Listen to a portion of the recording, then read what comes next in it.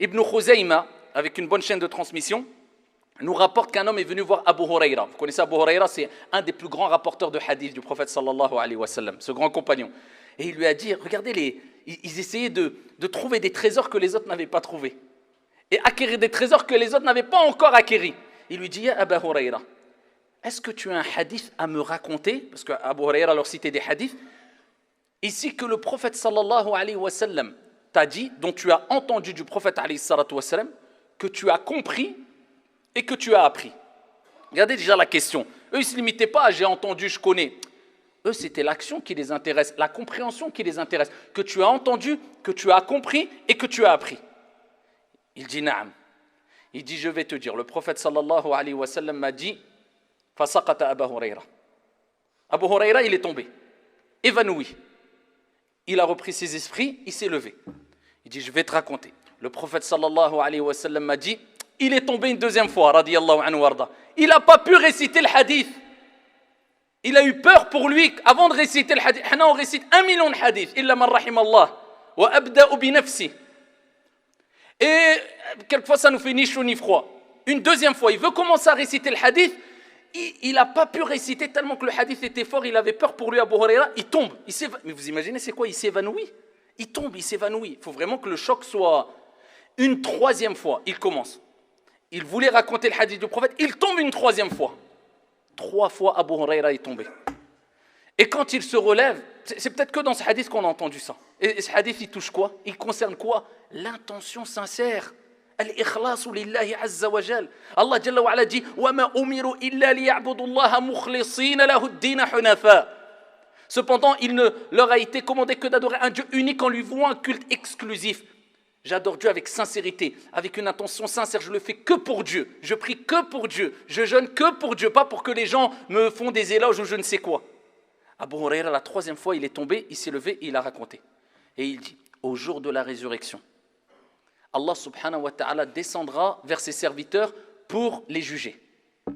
Et les 3 premières personnes, ya ibadallah, les 3 premières personnes qui seront jugées, c'est qui? C'est quelqu'un qui buvait de l'alcool? C'est quelqu'un qui a fait du mal aux gens, quelqu'un qui a menti, quelqu'un qui n'a pas prié. C'est quelqu'un qui a appris le Coran par cœur. C'est quelqu'un qui est mort martyr. Et c'est quelqu'un qui avait beaucoup d'argent et il est donné de manière apparente fi sabilillah. Comment cela? Vous comprenez pourquoi Abu Huraira il est tombé par terre? Tu te dis, si c'est les 3 premières personnes qui vont être jugées alors qu'ils faisaient ces grandes actions, où on en est nous? Qui peut-être, on ne parle même pas de sincérité, juste les actions, on a du mal à les faire. Le prophète alayhi salatu wa sallam a dit à Abu Huraira, au jour de la résurrection, Allah les jugera et dira, oh un tel, ya fulan, ta'ala, viens. N'ai-je pas descendu le Coran et je t'ai facilité l'apprentissage du Coran? Dieu lui rappellera que ce bienfait vient d'Allah. Il dira, na'am ya Allah, hafiztu le Coran, j'ai appris le Coran. Qu'est-ce que tu as fait du Coran? Allah azza wa jalla lui demandera, qu'est-ce que tu as fait du Coran? Et Allah subhanahu wa ta'ala, bien sûr, il saura, mais pour nous montrer, al-mashhad, la scène, il dira, ya Allah, je le récitais de nuit comme de jour et pour te plaire, te satisfaire. Kadhabt. Allah lui dira, t'as menti. Tu as lu le Coran et tu as appris le Coran, tu récitais le Coran pour que les gens disent, oh fulan, masha'Allah, il a appris le Coran. Wa qad qil. Et Allah dira, et il a été dit ça. Donc ça y est, tu as eu ta récompense. Tu voulais que les gens ils fassent le madh, le thana, les éloges. Ben ça y est, il a été dit. Khudhuhu, prenez-le et mettez-le en enfer. Un autre martyr, comment tu es mort? Martyr, ya Allah, etc. Pourquoi tu as fait ça? Pour te plaire, pour Kadhab, tu as fait ça pour que les gens disent c'est un courageux. Et il a été dit, prenez-le, mettez-le en enfer. Le 3e, qu'est-ce que tu as fait? J'ai descendu, je t'ai donné la subsistance, je t'ai donné de l'argent, des biens. Qu'est-ce que tu as fait? Ya Allah, j'ai donné fils sabilillah 2 jours comme 2 nuits, je donnais aux pauvres, aux masakin. Kadhab, tu as menti. Tu as fait cela pour que les gens disent, oh, Fulan, il est généreux, Karim, wa qad qil. Et il a été dit, prenez-le, mettez-le en enfer. Et Abu Huraira a dit, le messager d'Allah, alayhi salatu wa sallam, a dit, c'est les 3 premières personnes qui seront touchées et encerclées par le feu. Voilà, iyadhu billah. Alors, Abu Huraira, il tombe dans les pommes. Comprenez pourquoi, ici, les gens ne cherchaient pas les éloges des gens, mais ils cherchaient la satisfaction de Dieu, les hommes qui ont marqué l'histoire. Et c'est pour ça que Allah Jalla wa Ala, il parle des pieux, des vertueux, quand ils nourrissaient, qu'est-ce qu'il disait? إنما نطعمكم لوجه الله لا نريد منكم جزاء ولا شكورا. On vous donne de la nourriture, on vous nourrit pour satisfaire Dieu. On ne veut de vous ni remerciement et ni récompense. On le fait pour Allah subhanahu wa ta'ala. Allah Jalla wa ala dit dans le Coran, La tubtilu sadaqatikum bil manni wal adha.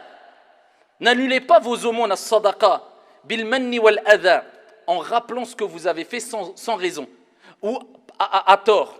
Et les gens ils donnent, moi j'ai donné. Attention, le prophète lui-même alayhi salatu wassalam, quelquefois il mettait sa personne en avant. Et Allah Jalla wa ala nous a dit quelquefois il faut montrer que tu donnes des aumônes et que tu fais des choses bien quand il y a une raison valable de le faire. Tu ne voulais pas le faire, mais tu sais qu'il y a une raison valable de le faire.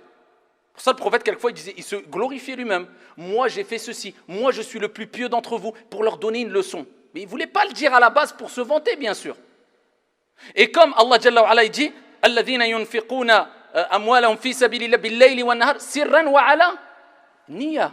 Ceux qui dépensent de leur argent de jour comme de nuit, ouvertement ou caché ou ouvertement. Donc il y a des gens, ils donnent devant les gens.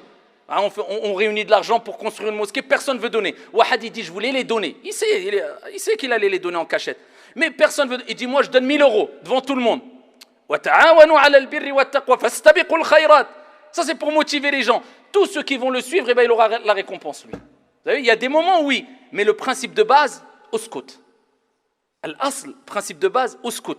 Ne cherche pas à être glorifié par les gens, à être vanté par les gens. Cherche à ce que Dieu t'élève.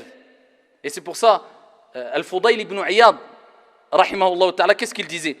Man ahabba an yuzkar, lam yuzkar. Wa man kariha an yuzkar, dhukir. Radiyallahu anhu. Il dit celui qui aime, il cherche à être évoqué, qu'on parle de lui, on ne parlera jamais de lui. Et celui qui déteste, il essaye de faire tout pour pas qu'on lui fasse des éloges, qu'on parle de lui. Zukir, on parlera de lui.